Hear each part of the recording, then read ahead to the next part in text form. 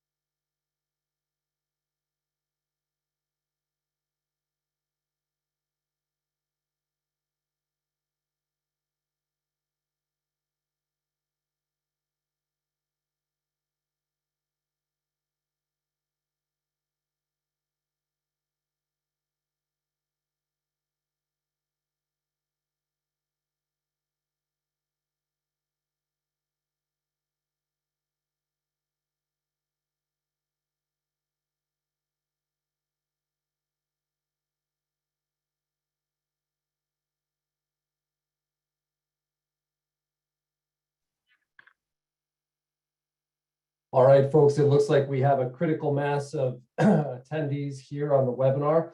My name is Adam Bosch. I'm the president and CEO of Hudson Valley Pattern for Progress.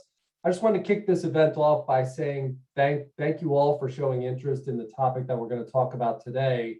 This is the first sidewalk talk that's coming out of our new Main Street Hudson Valley initiative. And this initiative is really meant to help build the capacity for Main Street revitalization in cities, villages, hamlets, all the communities across our region that have main streets. And we know that main streets are important as places of community gathering, economic hubs, arts and culture.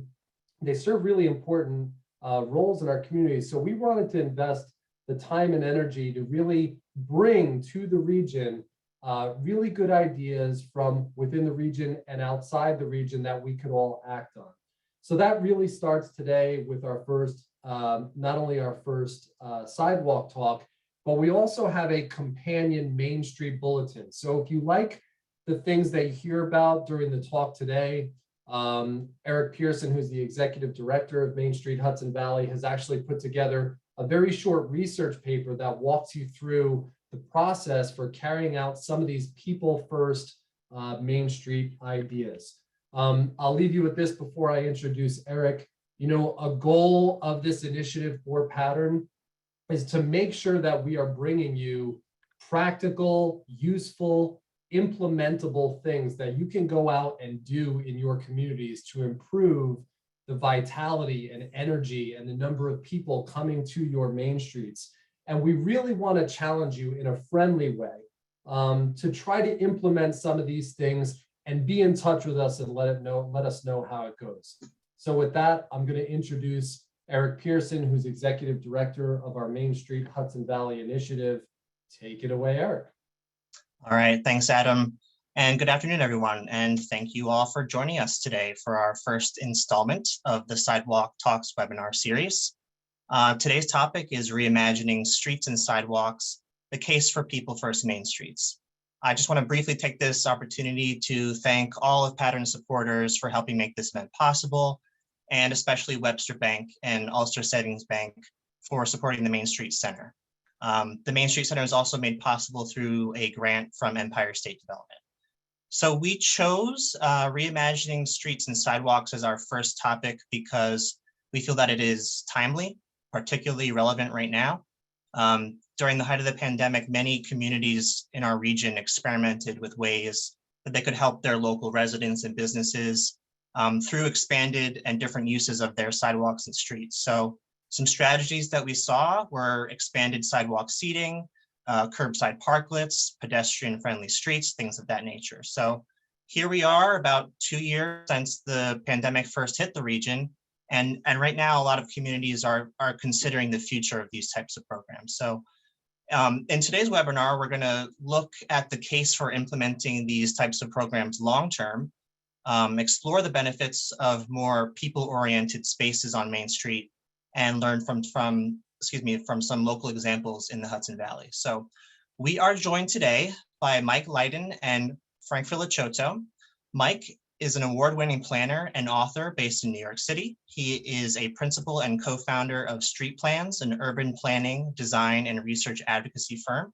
He is also the creator and primary author of the Open Streets Project and globally acclaimed Digital Tactical Urbanism Handbook series. In 2018, Plan Edison named Mike one of the top 100 urbanists of all time. Frank is a licensed professional engineer and is an executive board member of the Hudson Valley Economic Development Corporation. He is an associate at the planning and engineering firm Creighton Manning, where he leads the Westchester and Hudson Valley office. With over 20 years of experience in the field, Frank has served an array of public and private clients with an eye towards multimodal design wherever possible. So we are very fortunate to have both Frank and Mike with us today. Between them, they have a wealth of experience and information on today's topic. So before I turn it over to them, I'll just briefly go over the plan for today's webinar and some of the logistics. So Mike is going to start us off with a presentation followed directly by Frank. At that point, we'll have a discussion about the presentations that we just saw, and then we'll open it up to questions from the audience.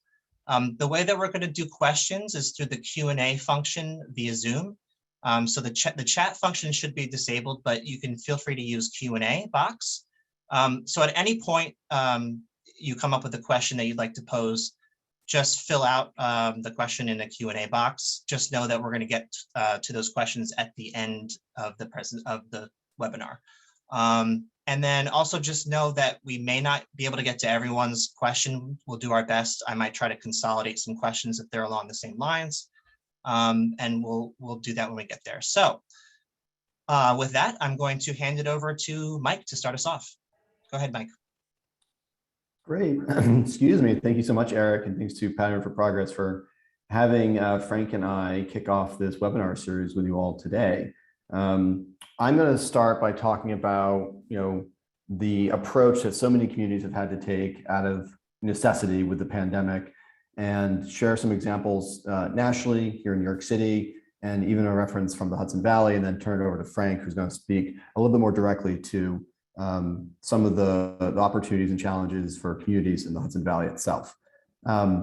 Briefly, at Street Plans, we do a wide array of projects, a lot of placemaking and transportation planning and design with a very strong focus on walking, biking, and transit. We're a team of designers, planners, and architects. But one of the things we're definitely most well known for is our work with tactical urbanism, which is an approach to community building that uses short-term and temporary low-cost projects that are intended to create long-term lasting outcomes, right? That long-term change. And we've seen many communities adopt this, and many advocacy organizations adopt this approach to change making prior to the pandemic. But then when the pandemic hit, it was like this was put on steroids in terms of being an available way to adapt and to address challenges that impacted us all socially and, of course, physically into our health as well. I'm from New England, so we say, wicked foul pot. It was what we found out is it's really hard to do in downtowns, right? It's really hard to do on narrow sidewalks. It's really hard to do when so much space is given over to motor vehicles in the core of our communities. So the image there on the right is obviously a little bit of absurd, but it's poking fun at the fact that we were being asked to stay apart, but no one had the space to do so. And of course, early days, we weren't really even sure how the virus was being transmitted. So in March of 2020, we started to keep a database of all the different types of changes that communities were making, not just around the US, but around the world. And it started to boil down to really kind of 6 different types of transformations on streets or uses of streets that were different than how they had been just even weeks prior. So between open streets and outdoor dining, we call streeteries, the open curbs, slow and shared streets, temporary bike lanes, and then even turning off those beg buttons to cross the street. These are hundreds and hundreds of communities were taking these approaches, and within just 2 or 3 months, there was more than 1,300 different types of initiatives over 400 plus cities that we had kept track of. It got so unwieldy for us as a planning firm that we gave it over to a group of academics and a nonprofit to help manage that database, which is a really interesting resource. If you want to get access to it, we could share it after the webinar. But really what that then turned into was a document that we put together with NACDO and the Global Designing Cities Initiative, which was to create guidance for communities to respond, use their streets and public spaces to respond to the demands of the pandemic. So whether that's transit and moving essential workers safely and more efficiently, to holding outdoor graduations, to obviously walking and dining, health and sanitation services, really streets become the place where we can do all of those things because it's where we share public space the most together. Really, streets make up the core ways that we can respond to things in our communities from all sorts of different perspectives. And so we kind of saw this be adapted, this idea of like a demonstration to a pilot to interim design to long-term capital, this sort of like phased tactical stepping stones to long-term transformation was being adapted into pilots and interim design work for communities that were just trying things with whatever available materials that they had on hand, whether that's city government or it's private businesses or citizens.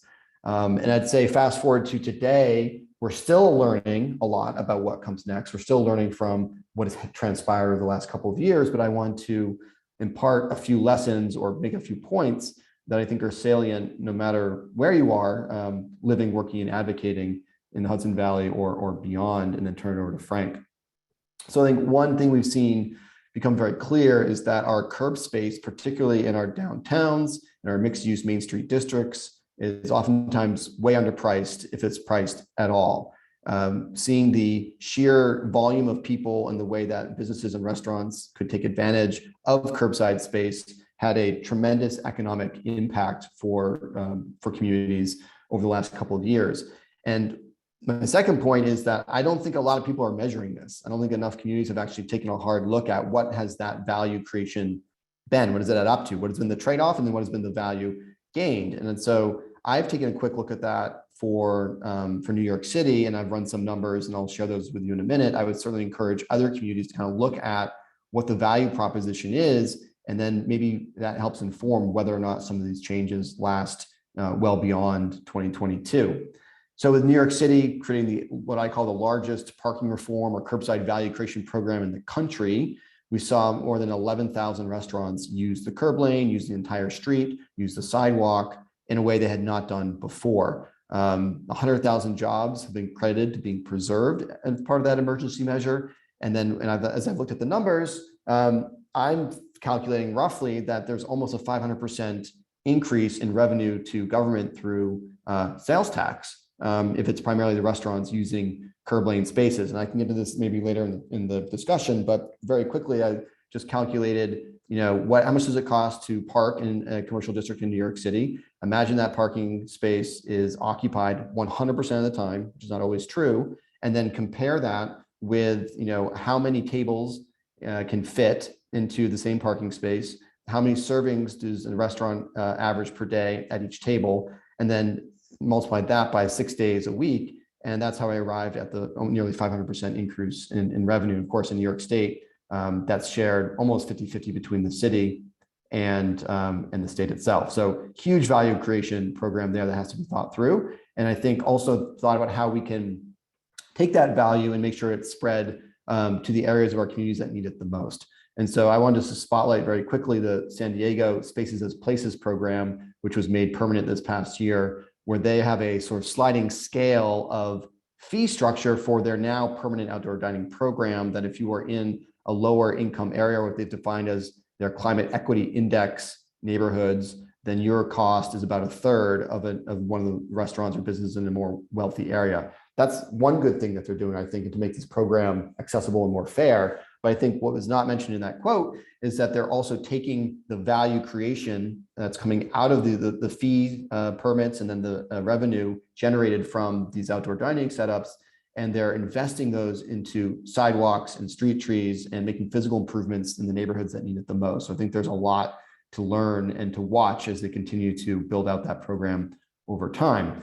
But point number three, all these programs need to evolve out of the pandemic, materially from a policy perspective, yes, from a permitting and fee structure perspective, perhaps, but you can't go too far along that pathway and overly encumber the outdoor dining programs. I think there's a tendency for some of that. And just yesterday, I read an editorial from the Boston Globe decrying the new mayor's program, which has been made permanent, but it's made a lot more expensive and challenging for small local businesses to use that curb space. And I think that's exactly the wrong incentives. And so you have to be very careful about not making the program so difficult and challenging for businesses to take advantage of that they don't use it at all. And then you lose out on that revenue and that sort of social and sort of vibrancy that you want in your main streets. But streets and sidewalks can be managed flexibly. We've certainly learned that and seen that a lot over the last 2 years. I think a lot of people, such as myself, Frank, and I'm sure many of you have been advocating for that for years, but it really became this moment where we could see different approaches to manage the way streets are used based on time of day of the week, or even season of the year. I particularly like the example there on the left, which is in Queens, where they had these planters that telescope out and connect in the evening and on the weekends when they want to close it to cars, and then it can open back up for the majority of the time during the week itself. The middle images are actually, the middle and right images are from Hudson. Maybe unlike a lot of New Yorkers, I didn't spend a lot of time in the Hudson Valley the last 2 years, but I did do some work up in Hudson back in 2021, and got to see a lot of what they had done as a community to help slow down Warren Street and to and use the street in different ways. As you can see, the Black Lives Matters mural there, right near the western edge of Warren. So a quick example from New York, just seasonal management, from warmer months to colder months, thinking that through is certainly an opportunity on how these programs get developed and expanded. I think point number 5 would be that people have primarily really loved these changes. People love to be in a public space with other people, socializing, exercising, eating, dining. It became such a release valve for all of us who were cooped up and struggling with all the impacts of the pandemic. To have these streets given back over to people has been a tremendous benefit. And sure, there's been some challenges. There'll be some challenges moving forward, but I think overall, these are very popular programs around the country. But of course, some of the main complaints has been, as these things have weathered and aged, that the materials and the design criteria need to be updated to be thinking about longer term investment. And that kind of comes back to these programs being predictable and being something that businesses can invest in, and knowing that the rules won't change and won't be too difficult to invest in the types of materials and design elements that will make these more long lasting and beautiful, right? We've got beautiful main streets all over the Hudson Valley, all over the country, that deserve sort of design elements that really respect the history and really reflect the creativity of the people who live, work, and advocate there. So one example on iterating, which is always needed as you go from the very temporary and tactical towards that permanent goal, is thinking about how you can upgrade and try things out along the way. This is my neighborhood in Clinton Hill here in Brooklyn, where we had a very, very popular and successful open street that was closed to through traffic. And then this past December, we helped the Department of Transportation organize a bunch of volunteers to go out and work with the DOT to restripe and then paint these gateway treatments and these mid-block treatments you see in the lower left, which is what they're calling a street hug. We also learned that those didn't work so well. And so the planters got kind of bumped out of the way.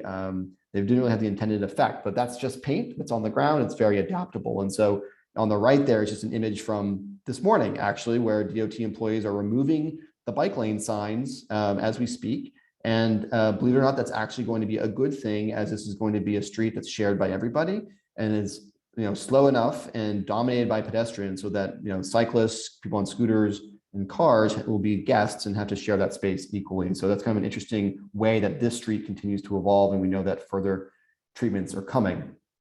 Finally, my last point, again, streets and our main streets is what we all share. That's what connects us all. There's huge economic and social potential in leveraging and designing better streets. If we've got better streets, we'll have better downtowns. If we have better downtowns, then we'll have much better and more resilient communities. So very strongly encourage everybody continue advocating, doing the good work that you're doing in the Hudson Valley, and really happy that the Pattern for Progress is setting up this Main Street Center to provide support for all of you. So I think with that, this is how you can reach me. We will share this presentation after the webinar, and I'm going to hand it over to Frank.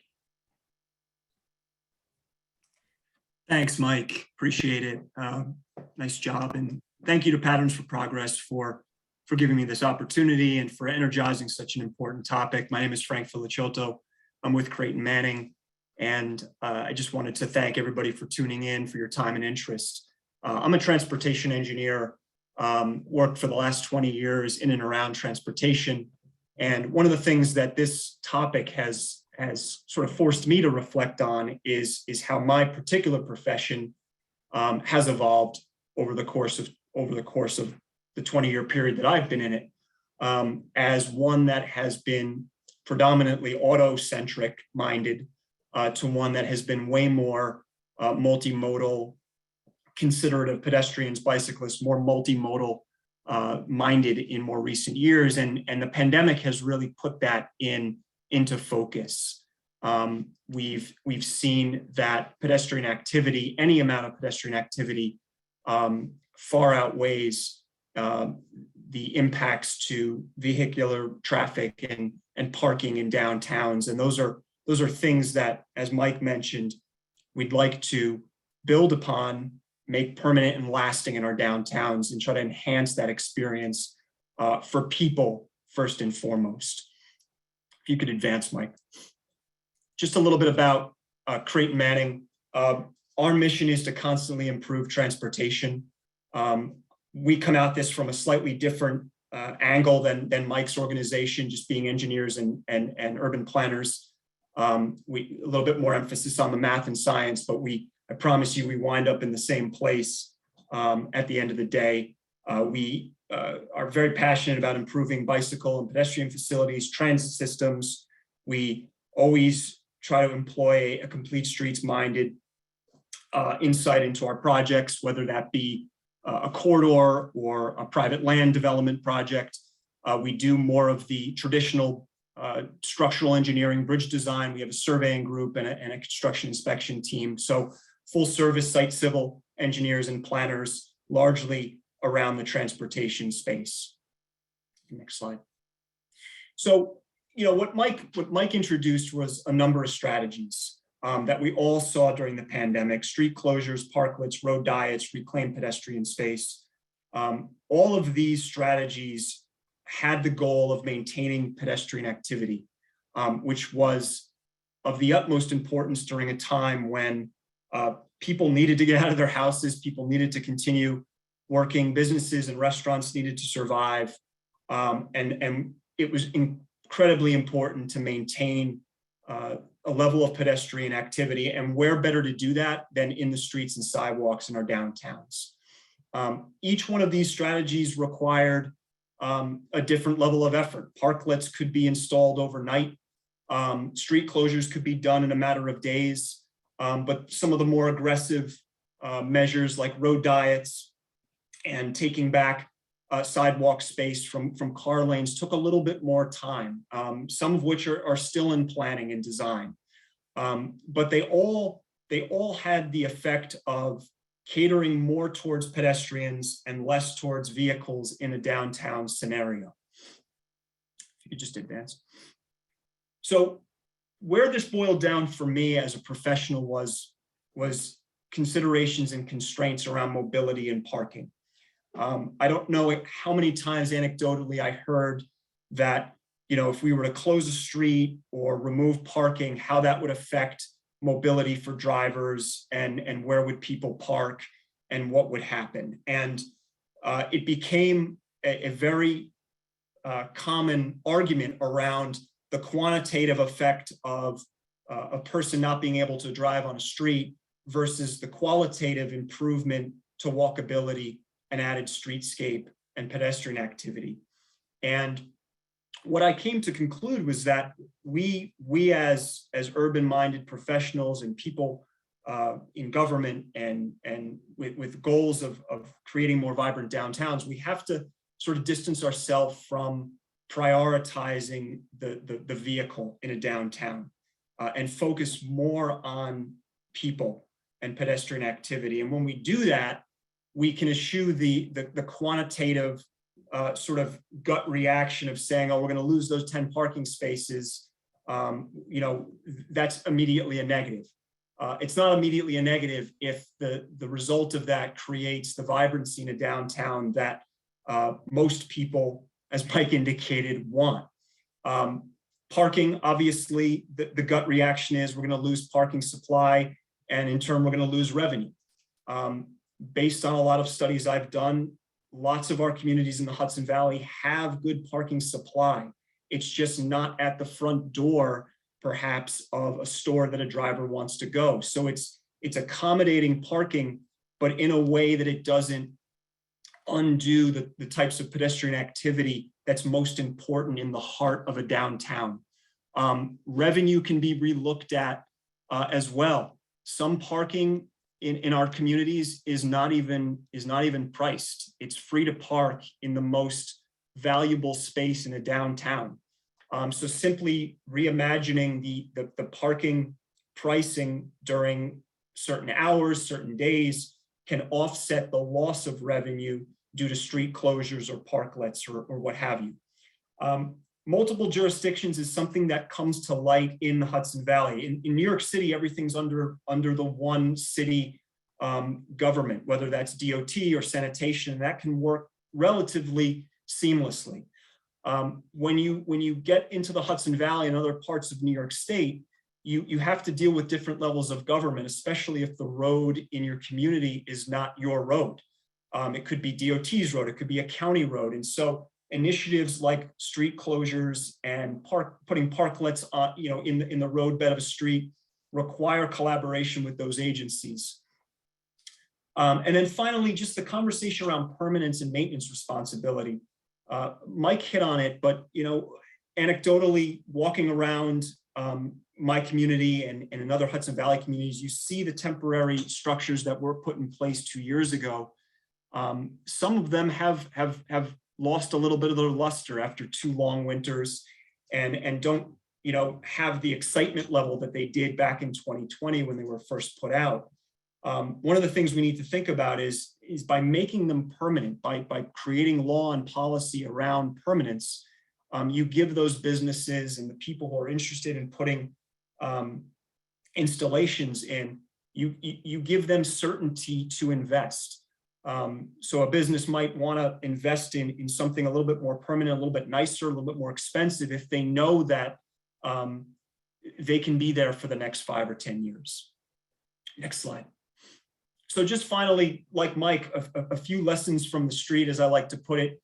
We always have to seek balance and equity, focusing less on catering to vehicles and more onto people. If we prioritize the people first, you're going to have the vibrancy, you're going to have the interest in a downtown that you seek. If you cater to vehicles and where they can park, you're going to have essentially parked vehicles on your street where you can have, instead of having pedestrian activity, business activity, restaurant activity in that same space. Pursuing input from the community is critical, and inviting the community to help implement and program the space is paramount. When there isn't consensus in the community, you can focus on temporary measures and pilots. Temporary measures are some of the ideas that were launched in the pandemic and are now becoming more permanent. But the idea of closing a street can be done as a pilot for 3 or 6 months and then reevaluated to determine if it's something that should be done permanently. One of the conversations I've had with a lot of folks during the pandemic was traffic levels. Certainly traffic levels were affected as a result of the pandemic, and the argument that closing a street in 2020 is very different than closing a street maybe in 2022, and that's valid. So considering pilot closures, testing things out, maybe not getting married to them right away is a good way to explore the idea, adapt, and then make a permanent decision afterward. Things are constantly changing, as we know. I'm going to move into a few examples now, and one of the examples that's personally close to home is Esther Street in Peekskill. I live in Peekskill, and if you're familiar with Peekskill, you may know Esther Street. It directly abuts the coffee house, the Peekskill Coffee House. To the left of the green shading there. Across the street is the Paramount. Esther Street was targeted back in 2019 by a not-for-profit organization known as Peekskill Walks. It's an organization that I work alongside of in Peekskill, volunteer organization, great group of people who had a vision to essentially repurpose Esther Street. And this was pre-pandemic, but it became acutely needed during the pandemic. And the street was actually closed in the summer of 2020 completely. You can go to the next slide. I'll show you. Esther Street is about 110 feet in total length. It had 3 metered parking spaces on it, commercial loading zone. And it had undergone a streetscape back in 2016 to make it even more inviting as a pedestrian area. And this street now, if you can go forward, Mike, is completely closed off to vehicular traffic. You could see the Peekskill Coffee House building. That's the Flatiron building in the background. There's an array of seasonal plantings. There's year-round seating and bike racks. And this space, which was formerly used for a few parked vehicles, a relatively low volume traffic throughout the day, is now a venue for music and movies, coffee conversations. There was a 6-week movie night program back in 2020 where a screen and a projector were put out and movies were shown in the roadbed of the street. People brought their furniture, relaxed in the street and watched a movie. And one of the nearby restaurants would serve pizza and beer and popcorn throughout the course of the movie. It was a great experience. And it created a level of activity in this particular part of town that hadn't existed. And so 2 years later, this street is still closed. And one of the key parts about this particular street closure is that it directly ties in with one of Peekskill's initiatives under the DRI, which is to create a pedestrian plaza right behind the Flatiron building in this photo that will double the pedestrian space in the heart of the downtown as part of the DRI. In addition, my firm has been working with the Village of Ossining on a road diet for the last year and a half. This project was started just at the beginning of the pandemic, but it had some embers well before that. For those who don't know what a road diet is, I'll just quickly explain it. The image on the left is a street that is entirely oriented to vehicular car traffic. The image on the right is the same size of the street, but completely transformed to accommodate an array of modes, transit, pedestrian, bike, and vehicular traffic within the same road bed. So in Ossining, if you could advance, thanks, Mike. This is the intersection of Main Street and Route 9. It is a urban highway of 5 lanes of moving traffic right through the heart of the Ossining downtown.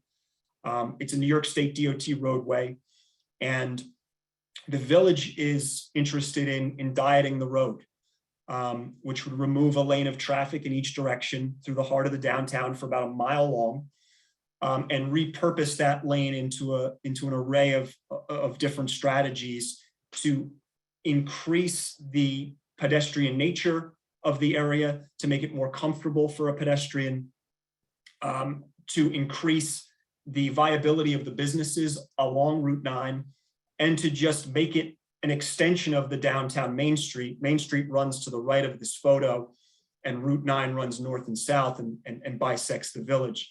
So in the next slide is just a proposed alignment for the road. I am an engineer after all, showing the conceptual layout of the road.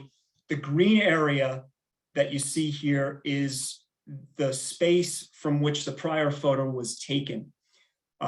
That's essentially 4,000 square feet of reclaimed sidewalk space that could be essentially gained as a result of this road diet. So what you would now have is essentially a ramp pull off from a highway directly onto your Main Street. You now have the ability to create a gateway at the very entrance to Main Street and sort of send the message to any driver who's turning onto Main Street that, hey, this is our downtown. This is a different space. On Route 9 itself, 1 lane in each direction with turn lanes. And one of the huge benefits here is the addition of curbside parking. to aid the businesses along Main Street and also try to entice new businesses to come to Route 9 as a result of the added parking. Another benefit too, in the case of a road diet, is shorter pedestrian crosswalks. You don't have to cross 5 lanes of traffic now, you only have to cross 3. So there are a lot of give backs when you remove the 2 lanes from automobile traffic. You end up creating a more multimodal experience for your downtown. So these are 2 examples. I'm sure there are countless more, but I wanted to showcase these 2 examples. They're very close to home for me, working in Ossining, living in Peekskill, as 2 Hudson Valley examples that really could be transferable to other communities in our area. Thank you very much. I appreciate it and happy to answer any questions and be part of the dialogue. Great. Thank you both so much. Just a lot of great information in there, both those presentations, a lot to consider in terms of untapped potential that we have in our streets and sidewalks here in the Hudson Valley. So at this point, we're just going to sort of dive into some questions and discussion about what we just saw. And I will, again, take some questions from the audience in a moment. So I see some questions coming through on the Q&A. So thank you, everyone. Feel free to drop in some questions in the Q&A box. So, and my first question for either of you, it seems to me that community involvement in these types of initiatives, whether they're an open street or a parklet, it seems that community involvement is pretty important for building local buy-in and support. And obviously, in some cases, it's actually a community-driven effort. But in cases where it's more of a municipal-driven idea, can either of you speak to some ways that a municipality can involve the community in the process? Based on the slides, it looks like there have been some pretty creative and interactive ways to get the community involved in these types of things. So whichever of you wants to take that one. Yeah, I'll jump in quickly. So all the work that would be, proposed and brought forth to, within the community from a city or government, obviously should include public engagement and involvement. And that's in the front end of, either floating ideas and getting input, or better yet, sourcing ideas out of the community on how to respond to various types of challenges. In this case, traffic safety, vibrancy of downtowns, economic development. I think what's critical though in the work that we saw happen is that all of a sudden we saw all these businesses themselves, individual owners who have their own relationships and networks and customers, taking the lead during the pandemic to be placemakers themselves. And in a lot of ways doing a phenomenal job at that. So I think there's a really great lesson in that we've always practiced in our work at street plans, is that you've got to give people that capacity and the permission to do things that they're creatively know how to do instinctively, but maybe aren't thinking about on a day-to-day basis. And that individual expression on the street, particularly on Main Street, just like every building is different from the one next to it, typically every little dining deck or street installation can be the same. It kind of creates this flavor and creativity and sort of representation of the diversity of any given place. And then finally, in terms of infrastructure creation, we work a ton as the kind of the bridge between, striping and engineers and roadway contractors, city government and citizens. We put ourselves right there in the middle. And we oftentimes in our larger projects, if we're doing, say, road diets, we'll work with a striping contractor to do all the striping work at a large scale, but then all the pedestrian spaces, the plaza spaces, the plantings, all that stuff can be actually delivered by volunteers and community groups. And when people have their hands in that, they feel much more connected to that work. And then they take that goodwill and that feeling of accomplishment, and it kind of radiates through their network on the positive elements of those changes. And so we find that to be very powerful in terms of building support and buy-in for the project, and of course to do more. Great, thanks. Frank, did you have anything on that? Otherwise, I'll just move on to another question. Yeah, just really quickly. Thanks, Eric. For the initiative in Ossining in particular, we had a pretty robust round of public engagement at the beginning, and it was at the height of the pandemic in early 2021. We did focus groups over Zoom. Not ideal, but it definitely got a lot more people engaged who may not have been able to access the actual location of an in-person workshop. The other thing to consider is knowing your community, knowing what language it is most comfortable in. In Ossining, Spanish-speaking residents make up a good portion of the community. So we actually had engagement done both in English and in Spanish. And we were able to get feedback from people who live there, people who work there, to really understand how the road diet would affect them, what they liked about it, what they didn't like about it, and adapt it based on that feedback. Great, thank you.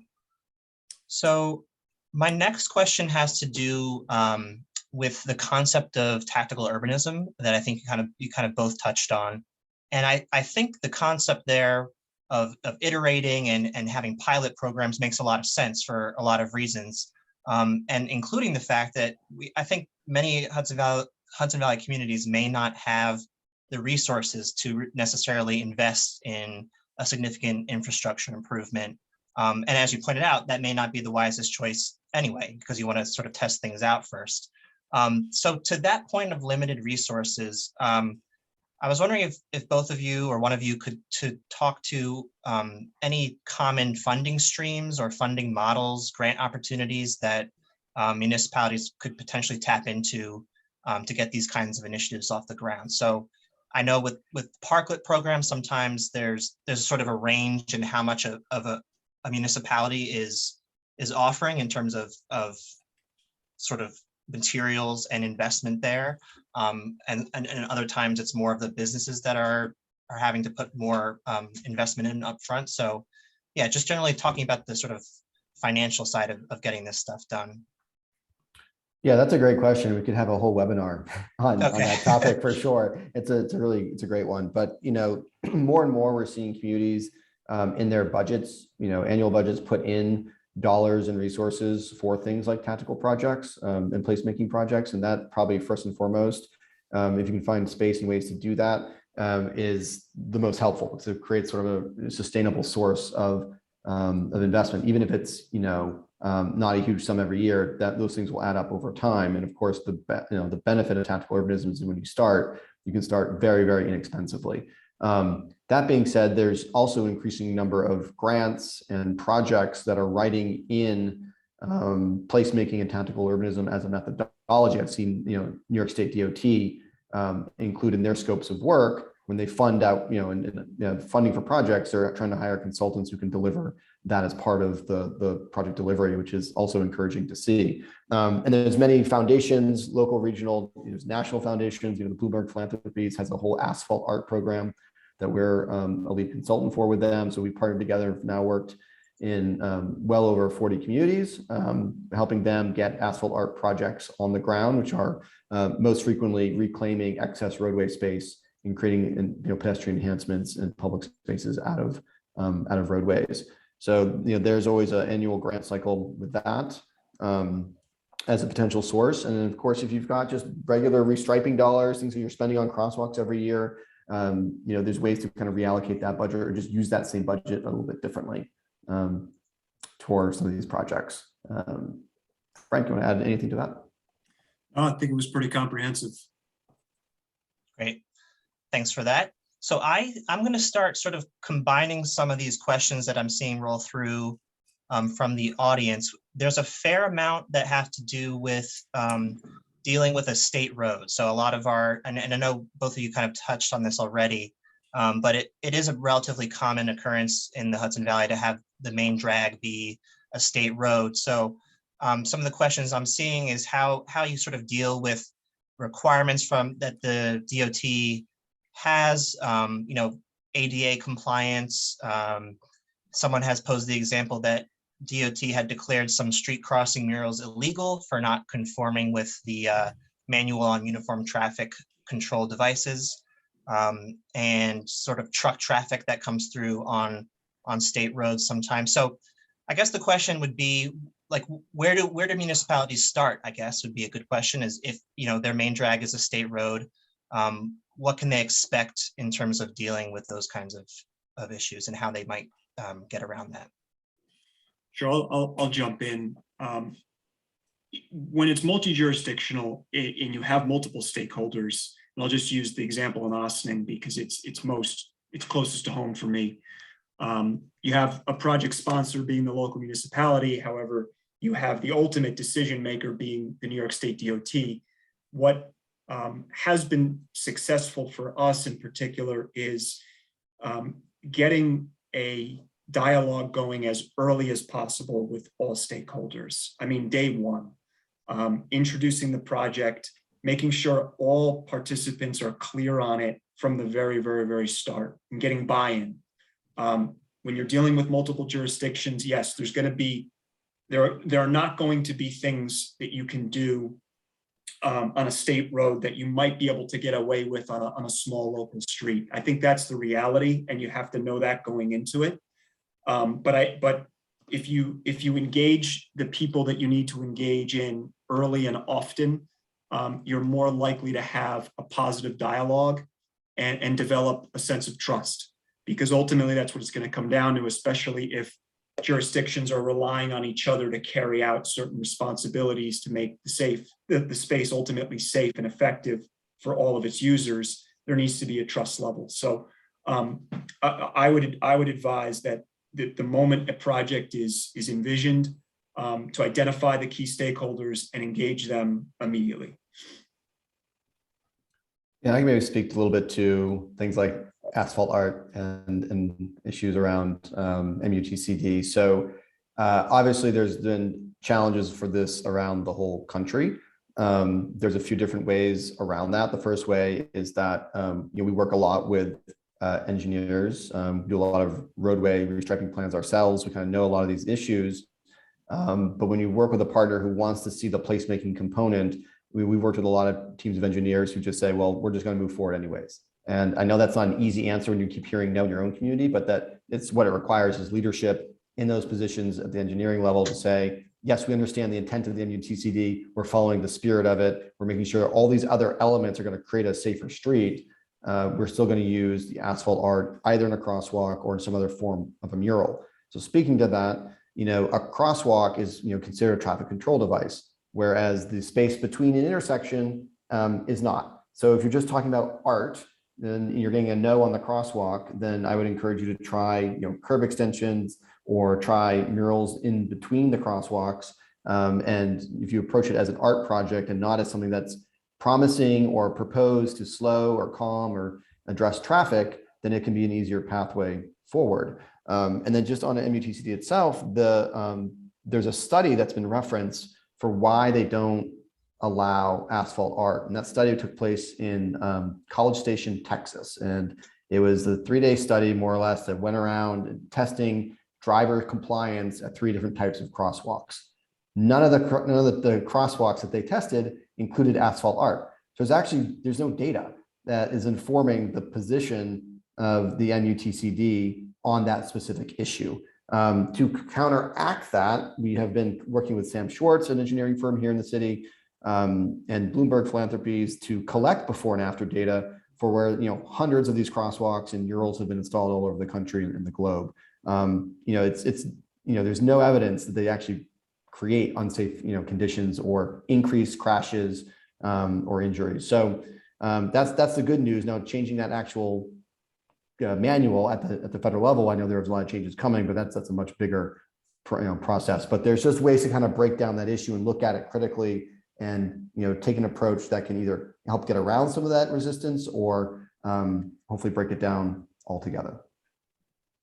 Great, thanks. And just circling back to Frank's point about getting the stakeholders involved early and often, specifically with the New York State DOT, I would definitely encourage folks, if they need to deal with them, to contact their regional office. Most of the Hudson Valley is in Region 8. Involving them early is definitely a good step to sort of get them on the same page with what you're going to be trying to do. So then the next question, again, I'm going to sort of combine. I'm seeing a couple of questions that have to do with sort of changing people's minds about the status quo and sort of demonstrating the value that these types of things that we've talked about today can bring to a community. So just very quickly, I'll read some here. So how are you finding these types of projects to be perceived by the public in other Hudson Valley communities?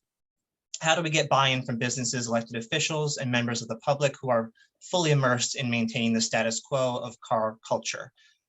In Kingston, the backlash on a Broadway streetscape project and a road diet and bike lane was intense and still is. And then a sort of similar comment or question is, how do you convince business owners that street changes, road diets, et cetera, are a good thing long-term, especially if their business is centered on the front door access? So like a pizza place, takeouts, for example, and maybe older, less mobile clientele. So it's kind of a lot in one, but it's sort of all to do with sort of demonstrating the value, convincing people. And I know both of you have sort of talked a little bit about that, but I'm wondering if you can draw on some of your experience with success stories, maybe of changing people's minds and really demonstrating that value. I don't know if changing everyone's minds is a realistic goal. I think you're always going to have a vocal minority of people whose minds will not be changed, and that you need to be comfortable with that. You need to be okay with having some adverse feelings towards a project. Change is painful sometimes, but anecdotally, whenever I've talked to people about a certain intervention, whether it be a street closure or parklets, the overwhelming feedback from people when you're talking to them over coffee or in a casual encounter is positive. That it tends to become troublesome for people when their only priority is just strictly driving. But when they've stepped out of their cars and they're engaged in the exact type of behavior that you're trying to create through a streetscape intervention or a closure or a parklet, they're much more, they're enjoying it, clearly. So I think that there is a process here that is going to always involve a portion of the people whose minds will not be changed. But for those who are sort of on the fence, it's educating. It's explaining that in the case of a road diet, show the benefits of the road diet, show the safety benefits of it, show the benefit to a pedestrian who has to cross 60 feet now, but will only cross 30 feet in the future. All of those things add up and show up in the box score. It's showing those people the tangible improvements that they will see. And finally, with respect to businesses that rely a lot on curbside activity, there's a lot of guidance out there, and I'm sure Mike can talk to it too, about how best to manage your curbside space. I think that's overlooked in the Hudson Valley, but there are a lot of interesting strategies that can be put into place. 15-minute parking, a free 10 minutes for people who just need to park and run in. Again, I'm not a proponent of free parking, but there are different strategies that will help keep the turnover happening. So those businesses who do feel as if they rely on that person who needs to park, that they can. And then it's making your public parking assets in or near your downtown, make them inviting places to park, as well as the paths to the parking, between the parking and the stores or the businesses that you're trying to cater to. People are not going to park in a dingy, low lit parking garage, and then walk on cracked sidewalk or no sidewalk when they can fight for parking in front that's free. So it's looking at all of those things at once and trying to balance and seek equity in the system. Mike, I'm sure you have some stuff to add too. Right, that was a fantastic answer. Very, very comprehensive. Yeah. I think just for us, the way that we try to talk about these kinds of changes is to make them, right? You can debate until you're blue in the face, but if you actually go out and implement the change, and even if you're doing that on a weekend or for a week-long sort of test, that, which is very low cost, that approach is what brings people out to tell you they hate it, they love it, to have real conversations about a real thing that's in real life rather than just a diagram or a traffic model or public sentiment, that's based on no evidence, right? So that's the value, I think, of taking that very incremental sort of demonstration to pilot project approach. That being said, you still will have issues and challenges. Even if you're going to do something that's intended to last for many years in terms of its materiality, you'll still have input and feedback that can be negative. And I'll share one interesting example which speaks to Frank's point about you're not going to please everybody, but you got to kind of wait these things out sometimes. And we worked in 2020 in Northampton, Massachusetts, and we were part of a team, an engineering and design team that was awarded a contract to redesign their entire Main Street. It's sort of a generational project. It was the #1 priority project on the state's, state DOT's regional funds for that area. And so we went in thinking, well, let's do a large scale demonstration so that people can really understand how much excess asphalt is in this otherwise extremely vibrant and fun downtown setting. And as the pandemic happened, we weren't really sure we were going to be able to implement the project at all. But then the state DOT souped up the budget for us in terms of giving out grants for communities to be able to do things like we were already envisioning for the corridor. And we invested almost $200,000 in a pilot project that transformed, half of the Main Street and took away the vast majority of the space. And it was very, very ambitious. And it was met with a lot of positivity from the side of Main Street where they had already made some of those changes and was full of restaurants. And then the part that had more retailers were furious. And the mayor wound up removing the project after 15 days. So imagine that, 200 grand for materials, not consulting hours, but materials was invested in the street and then removed a few weeks later. But what that did is that catalyzed a conversation in a way that hadn't been had, where many more people came out who supported these things to start advocating for it. So sometimes taking something away is as powerful as implementing it in the first place. And if you have a level of flexibility in your materiality, that is possible. So the stuff that got taken out, was too bad, but it's also can be reused.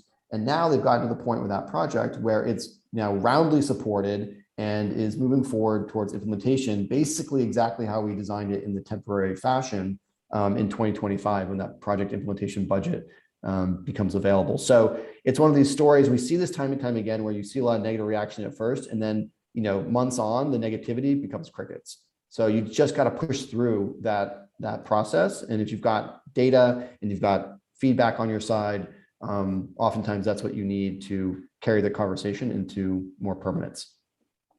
I think just, Mike, you make me think of something too with West Street and Peekskill. It's a 110-foot long road, more or less. And when we were talking yesterday, Mike mentioned, if that road never existed in the first place, you would never have known about it from a traffic perspective because it's so small and any diversions associated with it are so minor.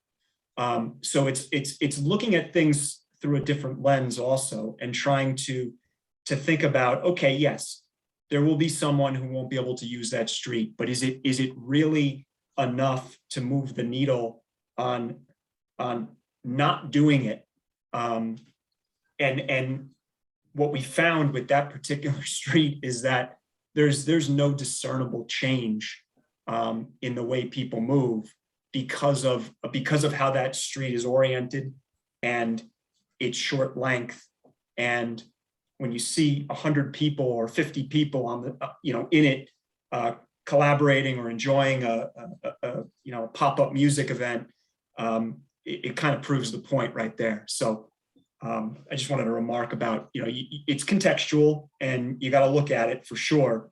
But oftentimes the effects are not as scary as people perceive them to be. Mm-hmm.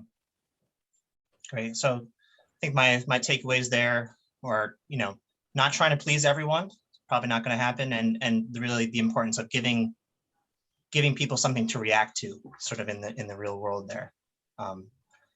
Well, unfortunately, I'm looking at the clock. It's 1 o'clock. I think this could have been a 2-hour webinar just based on all the questions that we see rolling in here. I do apologize to those whose questions we didn't get to, but I do want to be respectful of everyone's time. So I think at this point we will wrap up the webinar. Again, just a ton of great information. I know I learned a lot. I hope that our attendees did as well and can sort of take back some of what we saw today, learned today, and implement that in their own communities. Huge thank you to our presenters, Mike and Frank. Thanks again to our sponsors, Webster Bank and Ulster Savings Bank. And of course, thank you all for joining us today and for your questions that really helped drive the really great discussion here. Be sure to stay tuned for more Main Street webinars like this and publications that are coming out on the horizon. The next topic that we're going to cover under the Main Street Center is housing on Main Street. So another very important topic. I'll just reiterate again, this webinar was recorded. So in the next couple of days, we'll be posting the recording as well as the presentations from both of our presenters. So thank you, everyone, and enjoy the rest of your Thursday. Thanks all. Take care. Thank you. Thank you. Take care. Have a good one.